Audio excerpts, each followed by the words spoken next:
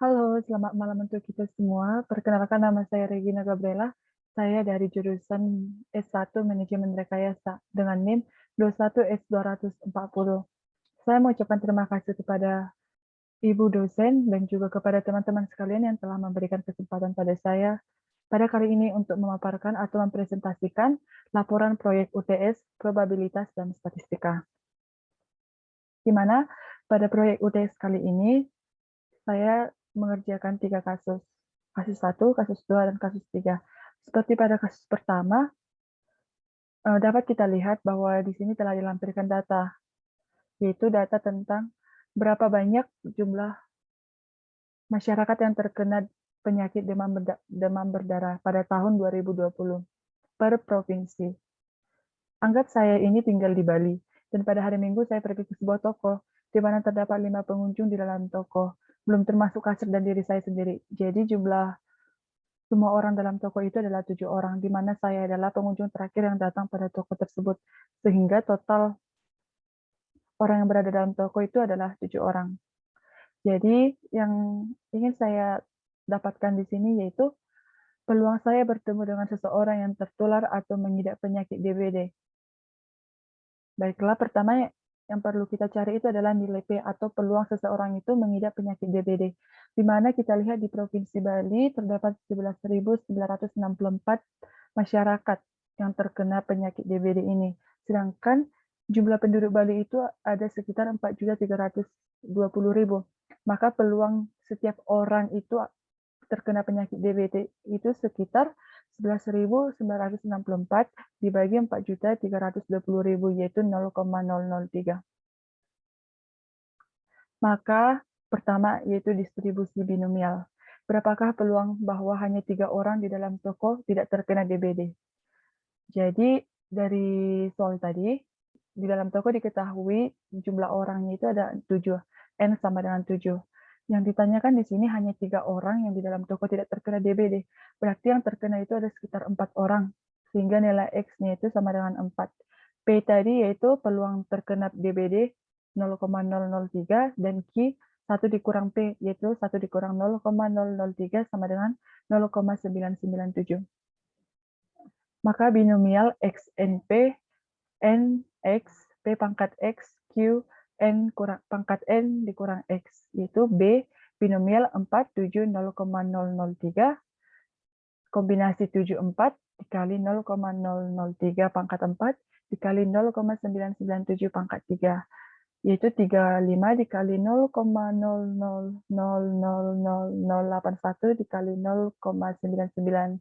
Hasilnya itu sama dengan sekian 0,0000280665.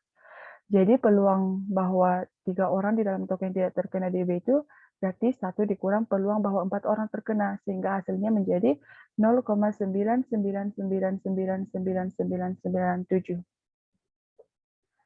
Nah, pada pertanyaan berikutnya yang ditanyakan adalah peluang bahwa 2 orang di dalam toko terkena DBD. Berarti itu adalah binomial 27 0,11. Ini sama dengan 0,003.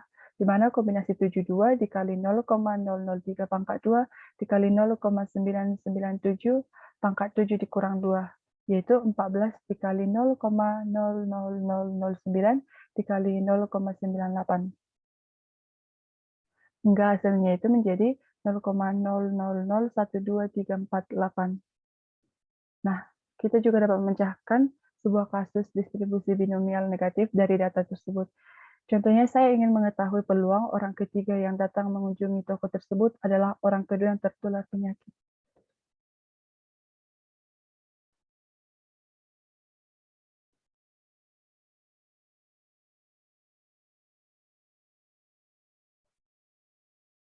Yang tertular penyakit DBD. Maka diketahui tadi P itu sama dengan 0,03, Q sama dengan 0,997, X sama dengan 7, dan K sama dengan 3.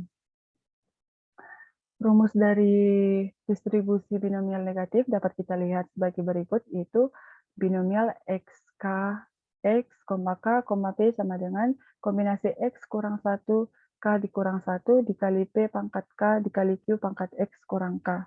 yaitu binomial 7,5,0,03 dikali sama dengan kombinasi 7 dikurang 1, 3 kurang 1 dikali 0,003 pangkat 3 dikali 0,997 pangkat 4.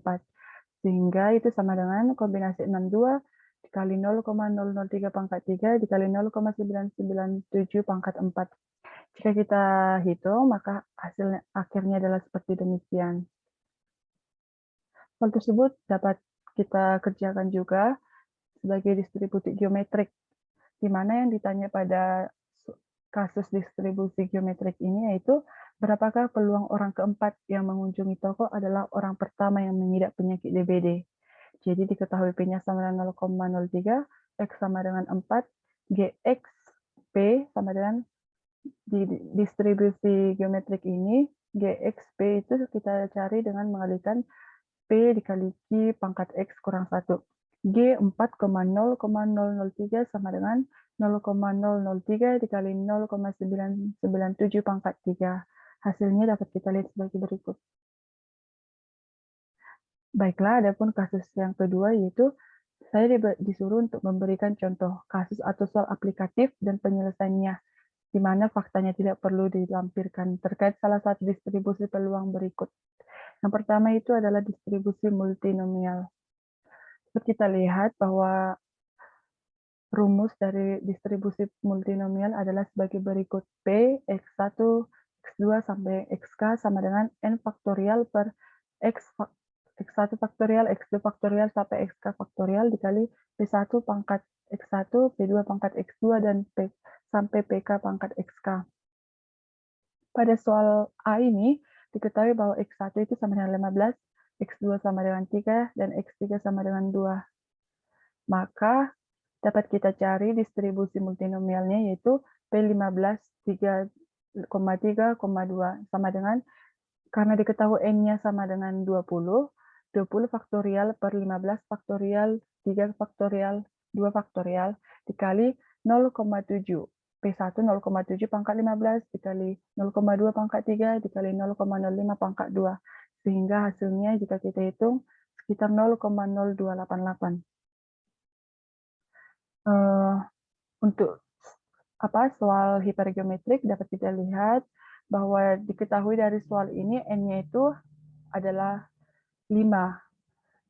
5 N besar sama dengan 40. K sama dengan 3 dan X sama dengan 1, di mana X ini adalah peluang mendapatkan satu yang cacat.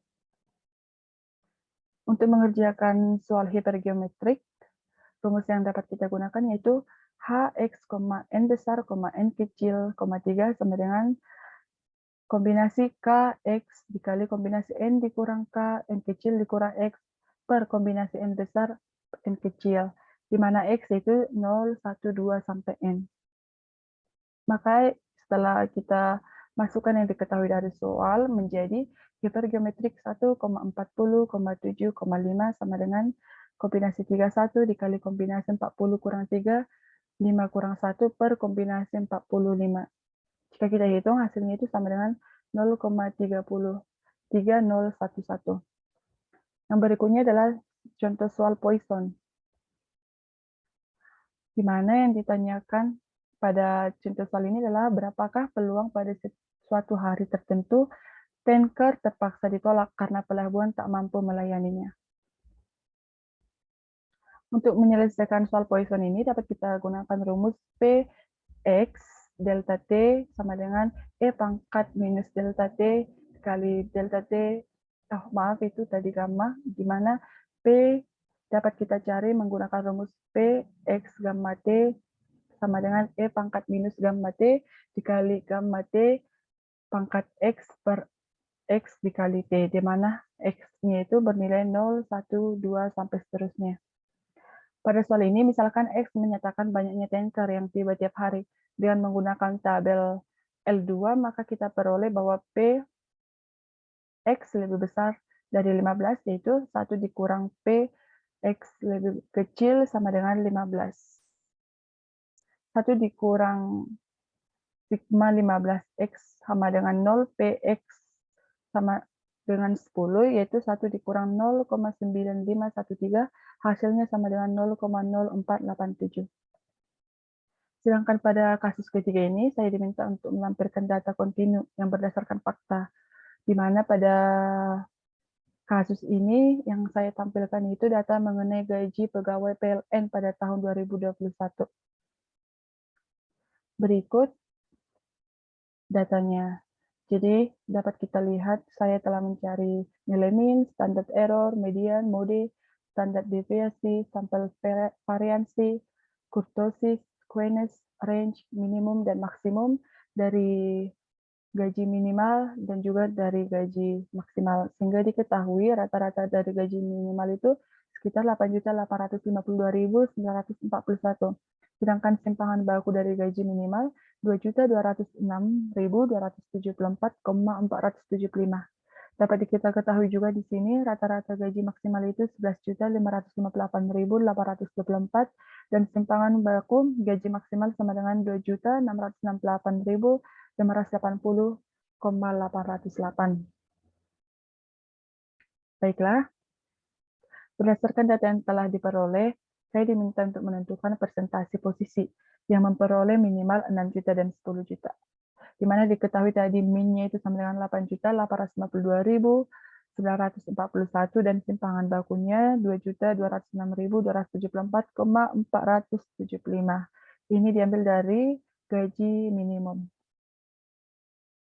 Oke, yang pertama, sehingga yang kita cari itu adalah P 6 juta, di mana X lebih kecil sama dengan 6 juta, lebih besar, P di mana X lebih besar sama dengan 6 juta, dan lebih kecil sama dengan 10 juta.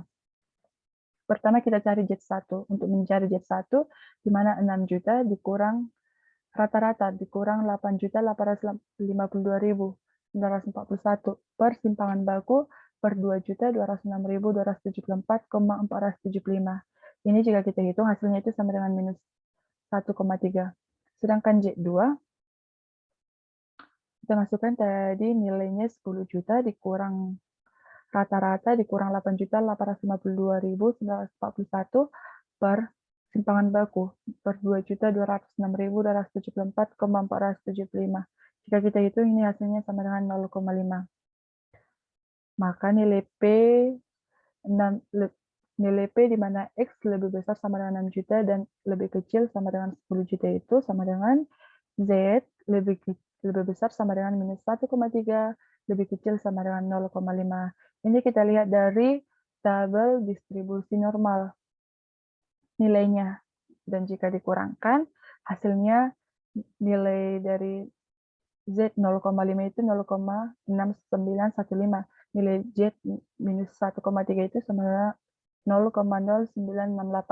0,6915 dikurang 0,0968, hasilnya itu sekitar 0,5947.